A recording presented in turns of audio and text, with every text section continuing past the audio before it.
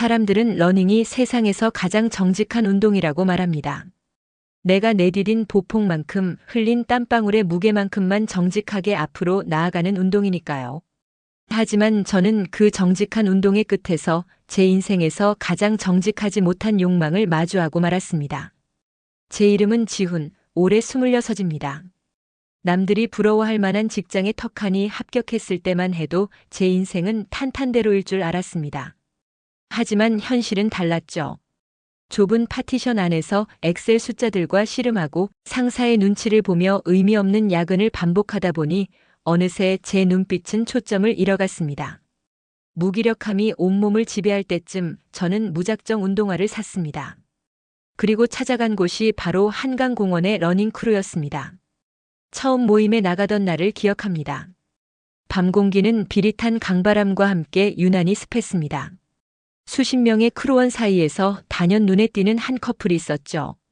크루장인 38배 세희 누나와 그녀의 동갑내기 남친 민준이 형이었습니다. 민준이 형은 의사로서 재력과 호탕한 웃음을 가진 좋은 사람 그 자체였습니다. 하지만 제 시선은 자꾸만 그 옆에 세희 누나에게로 향했습니다. 누나는 공기 자체를 바꿔버리는 묘한 에너지가 있었습니다. 38이라는 나이가 무색하게 탄탄하게 관리된 몸매, 특히 딱 붙는 네이비색 레깅스 위로 비치는 허벅지 근육은 그녀가 얼마나 자기 관리에 철저한 사람인지 보여주고 있었습니다. 오늘 처음 오신 지훈 씨 맞죠? 제가 오늘 지훈 씨 페이스메이커가 되어줄게요. 누나의 첫마디였습니다.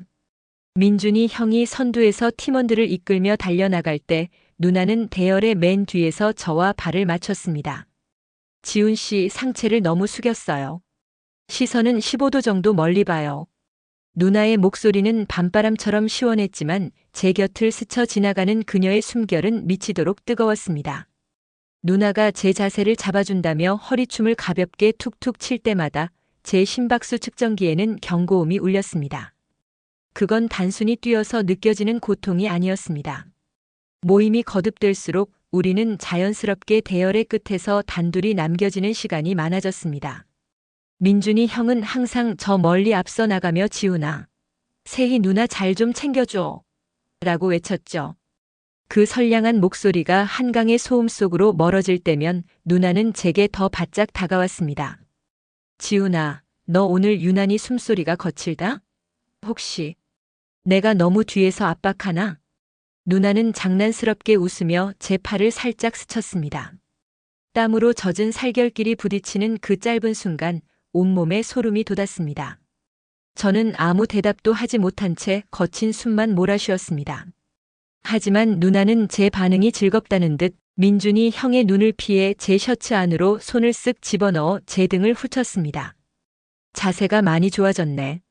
등 근육도 제법 잡혔고 그녀의 차가운 손가락이 제 뜨거운 피부 위를 훑고 지나갈 때 저는 제가 달리고 있는 곳이 한강인지 벼랑 끝인지 분간할 수 없었습니다. 들킬지도 모른다는 공포는 어느새 묘한 자극으로 변해 저를 지배하기 시작했습니다. 누나의 손길은 단순한 코칭이 아니었습니다. 그건 저를 향한 아주 은밀하고도 노골적인 유혹이었습니다. 어느 금요일 뒤풀이 자리, 시끄러운 이자카야의 좁은 테이블. 민준이 형은 제 바로 옆에 앉아 지훈아, 너 이번에 기록 많이 단축됐더라. 역시 젊은 게 좋아. 라며 제 등을 세게 두드렸습니다. 그 형은 정말 아무것도 모르는 표정으로 저를 아꼈습니다. 하지만 제 맞은편에 앉은 세희 누나는 전혀 다른 일을 벌이고 있었죠. 누나는 민준 형과 다정하게 건배를 나누면서도 테이블 아래에서는 매끄러운 발등으로 제 종아리를 타고 올라왔습니다.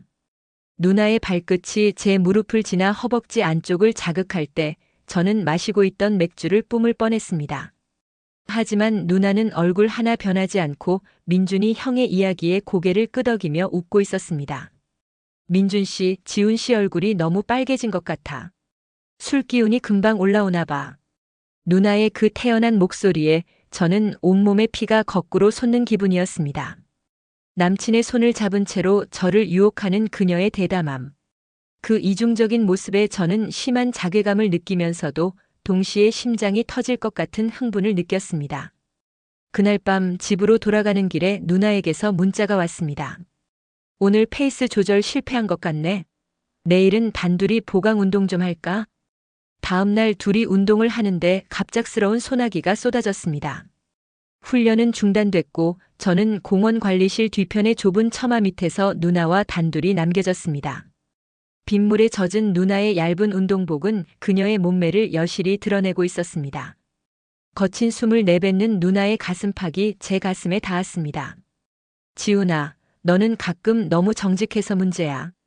가끔은 이런 불규칙한 레이스도 필요한 법인데. 빗소리가 모든 소음을 지워버린 그 좁은 틈새에서 누나는 제 목덜미를 휘감았습니다.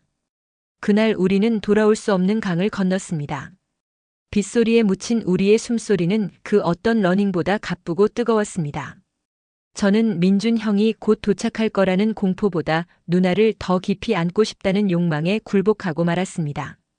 우리의 첫 번째 선을 넘는 행위는 그렇게 빗줄기 속에서 은밀하게 완성되었습니다. 민준이 형이 지방으로 3일간 출장을 떠난 날 집결지에는 저와 누나만이 남았습니다. 누나는 평소보다 훨씬 가벼운 차림으로 제 앞에 나타났습니다. 지훈아, 오늘 코스는 우리 집이야. 길 잃어버리지 말고 잘 따라와. 누나의 오피스텔 현관문이 닫히자마자 우리는 서로에게 매달렸습니다. 거실 바닥에는 누나의 땀 냄새가 섞인 운동복이 아무렇게나 흩어졌죠. 누나는 왜 민준이 형이 자신을 감당하지 못한다고 했는지 몸소 증명해 보였습니다. 38, 그녀의 에너지는 26인 저조차 혀를 내두를 정도로 파괴적이었습니다. 지훈아, 러닝은 정직하지만 가끔은 이렇게 숨가쁜 일탈이 인생을 살게 해. 침대 위에서 저를 내려다보는 누나의 눈빛은 한강의 가로등 불빛보다 훨씬 뜨겁고 날카로웠습니다. 저는 그날 밤 제가 알던 세상의 모든 페이스가 무너져 내리는 것을 느꼈습니다. 민준이 형에 대한 미안함은 이미 그녀의 뜨거운 체온 뒤로 숨어버린 지 오래였습니다. 누나와의 미래에 취해 있던 셋째 날 밤이었습니다. 함께 샤워를 마치고 젖은 몸을 닦고 있던 그때 정적을 깨는 도어락 소리가 들렸습니다. 띠리릭 띠리릭. 예정보다 반나절 일찍 돌아온 민준이 형이었습니다. 심장이 입 밖으로 튀어나올 것만 같았습니다. 누나는 순식간에 평정을 되찾고 저를 욕실 안으로 밀어넣으며 속삭였습니다. 숨소리도 내지 마. 자기야? 벌써 왔어? 누나의 태연한 목소리가 거실에 울려 퍼졌습니다. 곧이어 민준이 형의 듬직한 목소리가 이어졌죠. 보고 싶어서 이를 서둘렀지. 근데 욕실 불은 왜 켜져 있어? 저는 샤워실 타일에 등을 기대고 차가운 공포 속에 굳어버렸습니다. 욕조 위에 걸린 제 젖은 러닝 팬츠, 세면대 위에 놓인 제 손목시계. 누나의 기지로 간신히 위기를 모면하고 뒷문으로 빠져나오는 길, 제 손목에는 여전히 그녀의 체온이 남아있었지만 제 양심은 비릿했습니다. 들킬 뻔한 그 공포가 오히려 더 큰 자극이 되어 제 온몸을 휘감았습니다. 미친 짓이라는 걸 알면서도 저는 이 질주를 멈출 자신이 없었습니다. 일주일 뒤 민준이 형은 크루원들 앞에서 아주 특별한 발표를 했습니다. 여러분, 저와 세희 드디어 결혼합니다. 크루원들의 환호 소리가 귀가 먹먹할 정도로 울려 퍼졌습니다. 형은 제 어깨를 꽉 쥐며 말했습니다.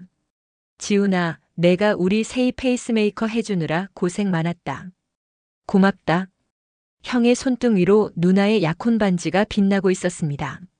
제 눈을 피하지 않고 우아하게 미소 짓는 누나를 보며 저는 구역질이 날 것 같은 자괴감을 느꼈습니다. 하지만 그날 밤 누나는 다시 제 자취방 앞으로 찾아왔습니다. 지훈아, 결혼은 결혼이고 너와의 레이스는 별개야. 누나의 목소리는 달콤한 독약 같았습니다.